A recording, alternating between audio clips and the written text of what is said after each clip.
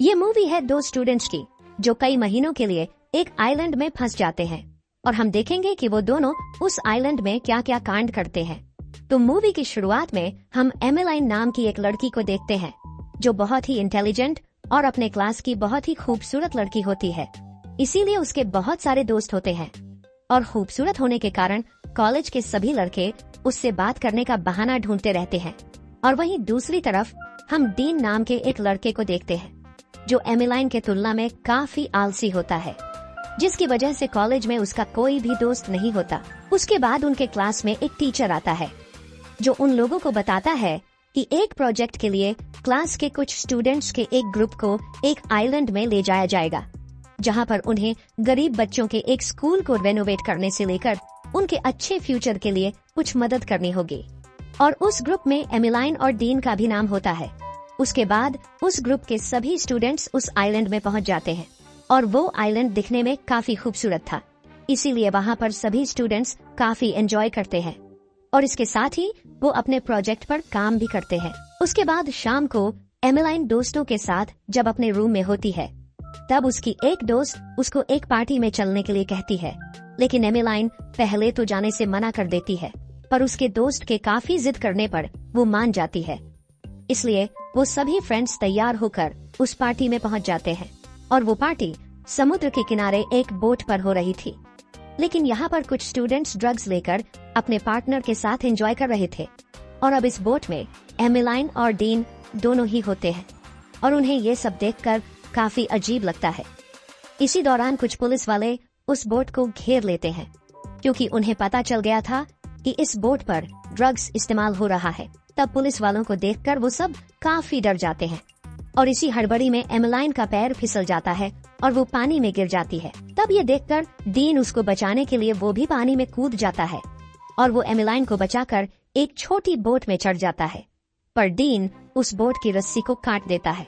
दरअसल dean police के चक्कर में पड़ना नहीं चाहता था और वो सोच रहा था कि पुलिस के जाने के बाद वो दोबारा वापस चला जाएगा, लेकिन बाद में उसको पता चलता है कि इस बोट में मोटर ही नहीं है, इसीलिए उनका बोट पानी की लहरों से तैरते हुए काफी दूर चली जाती है। उसके बाद टीचर सभी स्टूडेंट्स को बताते हैं कि तुम लोगों के अय्याशी के कारण इस ट्रिप को यहीं पर कैंसिल किया जाता है और अब सभी को वापस चलना होगा। लेकिन तभी एमेलाइन की दोस्त टीचर से कहती है कि एमेलाइन का रात से कुछ भी अता पता नहीं है और उसका फोन भी बंद है, और साथ ही उन लोगों को पता चलता है कि डीन भी कल रात से गायब है।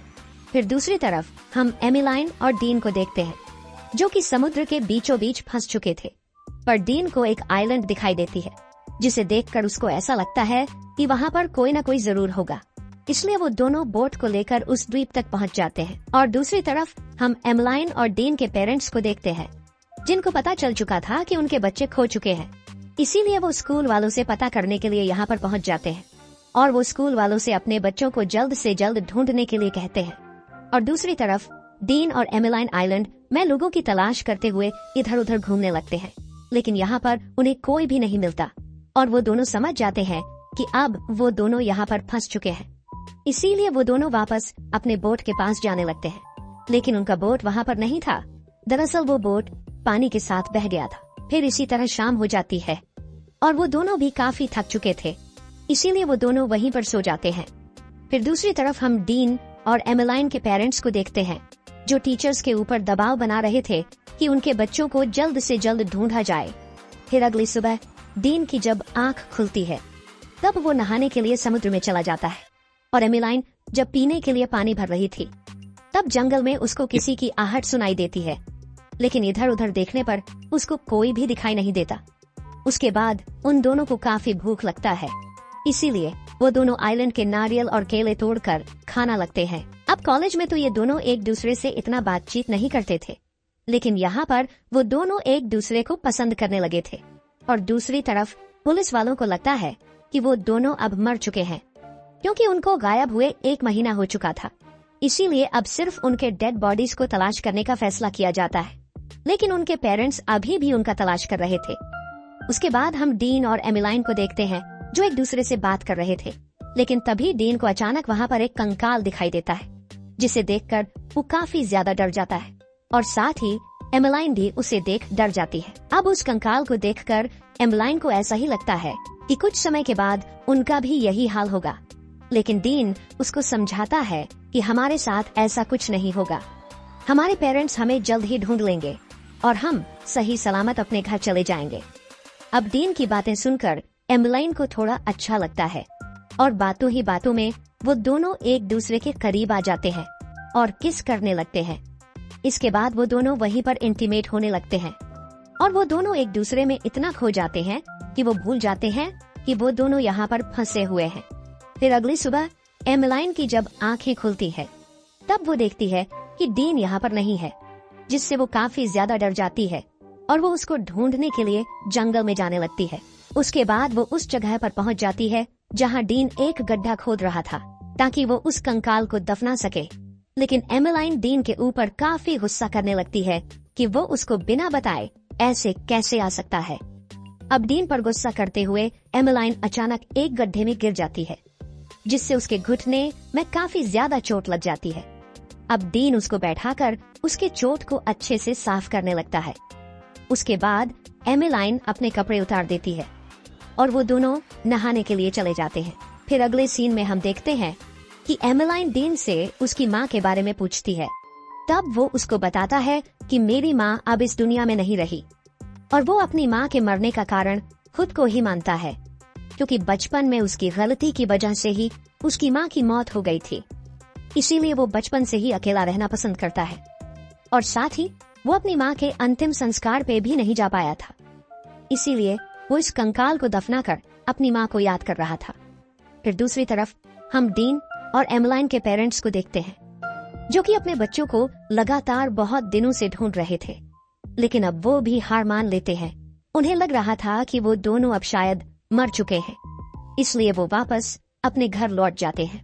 लेकिन दूसरी तरफ डीन और एमेलाइन इस खूबसूरत आइलैंड में एक दूसरे को काफी ज्यादा प्यार करने लगे थे और यहाँ पर वो दोनों बहुत ज्यादा खुश भी थे और साथ ही वो दोनों अपने इमोशंस कंट्रोल नहीं कर पाते थे, जिससे हमेशा वो दोनों एक दूसरे के करीब आकर इंटीमेट होने लगते हैं। फिर एक दिन अचानक डीन को एक प्लेन की आवाज सुनाई देती है, जिससे वो दौड़कर फ्लेयर गन लेने के लिए जाता है ताकि वो फ्लेयर गन को चलाकर प्लेन को सिग्नल दे सके। लेकिन काफी ज्यादा ढूंढने पर भी वो फ्लेयर गन नहीं मिलती और वो प्लेन वहाँ से चला जाता है। उसके बाद उन दोनों को लगता है कि वो दोनों शायद यहाँ से कभी नहीं निकल पाएंगे। लेकिन तभी डीन को एक आवाज सुनाई देती है और वो उस आवाज का पीछा करते हुए उसकी तरफ जाने लगता है, पर वहाँ जाकर उसको पता चलता है कि ये आवाज एक ब्लैक पैंथर की है, जिसे देखकर डीन काफी ज्यादा डर जाता है और तेजी से वहाँ से भागने लगता है। अब वो ब्लैक पैंथर भी उसका पीछा करने लगता है। फिर एमेलाइन को भी जब ये आवाज सुनाई देती है तब वो डीन को ढूंढने के लिए जाने लगती है। लेकिन जब वो डीन के पास पहुंचती है तब वो देखती है कि डीन ने उस ब्लैक पैंथर को जान से मार दिया है। उसके बाद वो दोनों रहने के लिए बांस का एक घर बनाने लगते हैं, क्योंकि उन दोनों को एहसास हो चुका था कि अब वो दोनों यहाँ से कभी निकल नहीं पाएंगे। फिर दूसरी तरफ हम उनके माता पिता को देखते हैं, जो आज भी उन्हें काफी ज्यादा मिस कर रहे थे। अब डीन और एमेलाइन जब आराम कर रहे होते हैं तब ऊपर से एक बोतल गिरती है। जब ये दोनों ऊपर देखते हैं तब उन्हें पता चलता है कि एक बंदर उनका सारा सामान लेकर पेड़ पर चढ़ गया है और उसके हाथ में वो फ्लेयर गन भी होता है।